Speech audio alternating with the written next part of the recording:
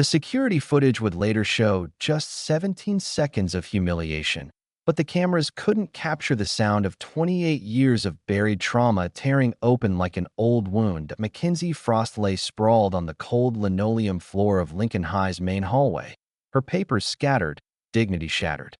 The professional gray slacks she'd bought on discount tangled around her ankles, while above her, Ethan Morrison and Jake Chin slapped a high five, their laughter sharp and ugly.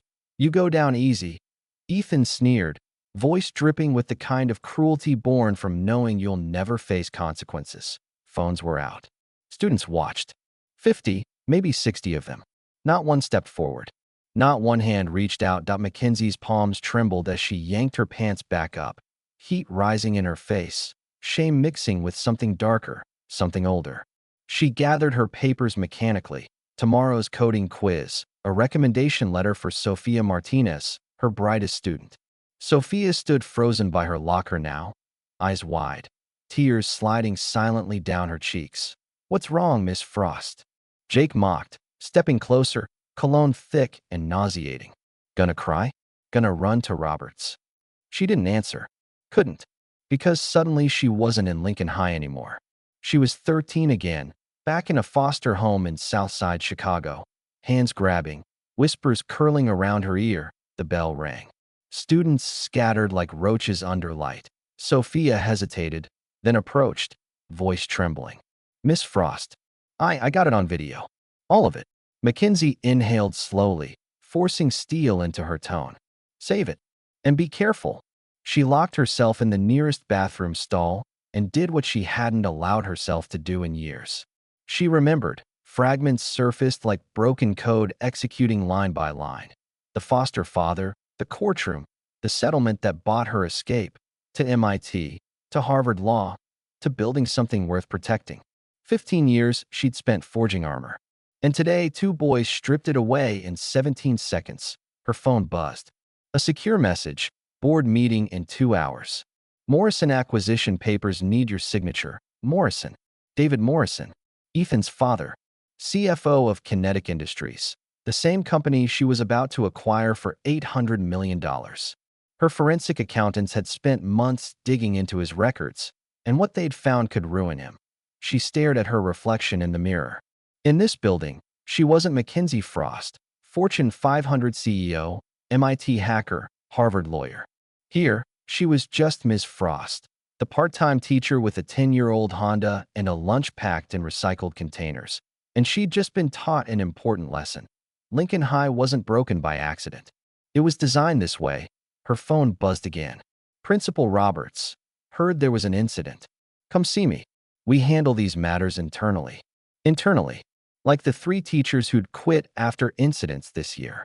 Like Miss Bowman, grabbed by a student and told she'd be fired if she pressed charges. Wrong target. "Gentlemen," Mackenzie wiped her face dry, unlocked her personal phone, and scrolled through contacts. Senators, CEOs, federal judges. One stood out, Alan Dershowitz. "Mackenzie," he answered on the second ring. "How's the teaching experiment?" "I need your best sexual assault prosecutor," she said calmly. "Today." A pause. "What happened?" "What always happens," she said softly.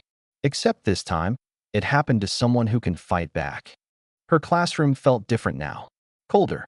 Posters about women in tech. A corner library of programming books, 24 computers she'd bought herself. It had been her sanctuary. Today, it felt like a cage. She plugged in her personal laptop, encrypted, untraceable, and got to work. First, she backed up Sophia's video to 3 secure servers. Then she hacked into the school's security feeds. The hallway cameras? Malfunctioning. Of course. But the emergency exit cameras worked fine. There it was. Ethan grabbing her waistband. Jake laughing. Students recording. And Principal Roberts, standing in his office doorway, watching. Then turning away. She saved everything. The door burst open. Roberts walked in, face flushed. "These boys," he began, spreading his hands like a politician, "come from good families. Ethan's father employs half this district. Jake's mother is our biggest donor. What happened was inappropriate. Yes, but boys will be boys. They pulled my pants down in front of 60 students." Mackenzie cut him off, voice icy. That's sexual assault. He leaned back, smile sharpening. Careful, Miss Frost. Those kinds of accusations can ruin young men's futures.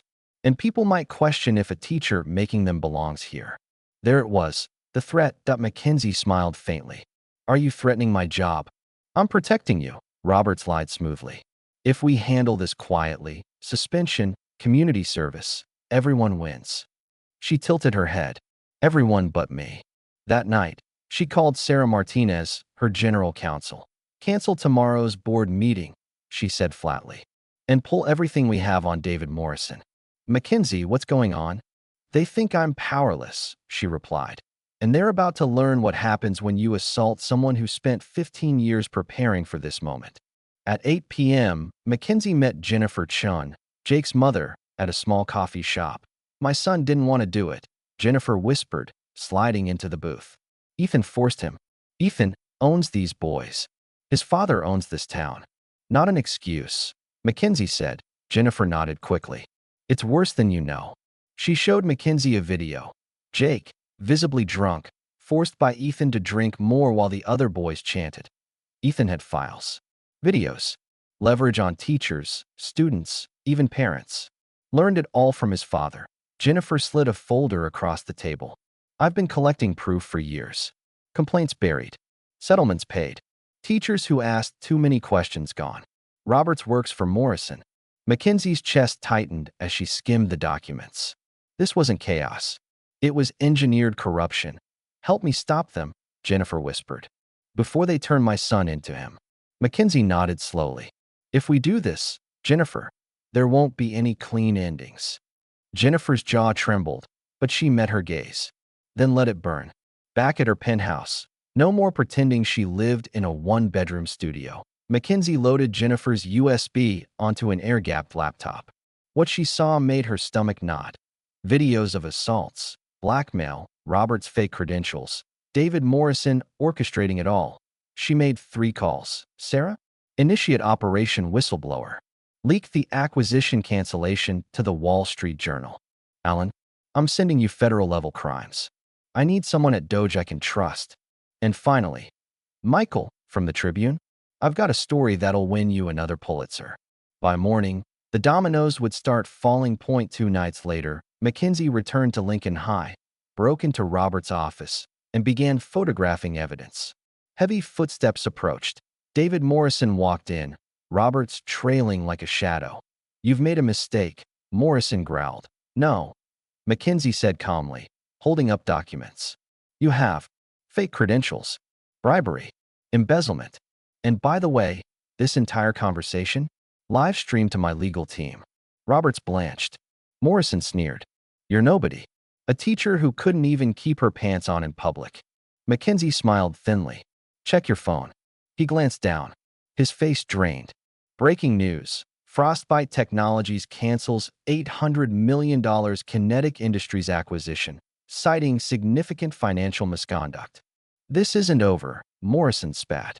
It's over, Mackenzie said quietly, stepping aside as the FBI swarmed the hallway to BY. The next morning, Lincoln High looked like a crime scene. News vans lined the street. Parents whispered in shocked clusters that Mackenzie walked into her classroom. Same Honda, same teacher clothes, but everything was different. Students stared, some afraid, some in awe, some with hope. She looked out at them and smiled softly. I suppose you want an explanation. Nervous laughter rippled through the room. She told them a story about a girl who thought justice belonged to other people, who learned power isn't given, it's taken. You are not powerless, she said. You're not alone. And anyone who tells you otherwise is terrified of what you might become. 3 months later, Lincoln High hosted its first demo day. Students presented apps solving real problems, from anonymous abuse reporting to financial transparency tools for schools. Recruiters packed the auditorium. Tech executives scribbled notes. I in the front row. Jake Chin sat with his mother, both wearing monitoring anklets, tears in their eyes. Ethan Morrison wasn't there. He was serving 2 years in juvenile detention. His father faced federal RICO charges. Roberts was already behind bars, and Sophia Martinez stood center stage, presenting S.H.I.E.L.D., an app built in Mackenzie's classroom. Within weeks, it had 800,000 downloads, exposed thousands of hidden abuse cases, and changed lives. Sarah Martinez whispered beside her, "You did this." Mackenzie shook her head. "No, we did this."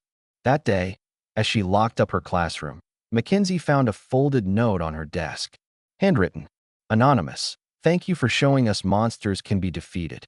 She smiled faintly. Because this wasn't the end. It was just the start.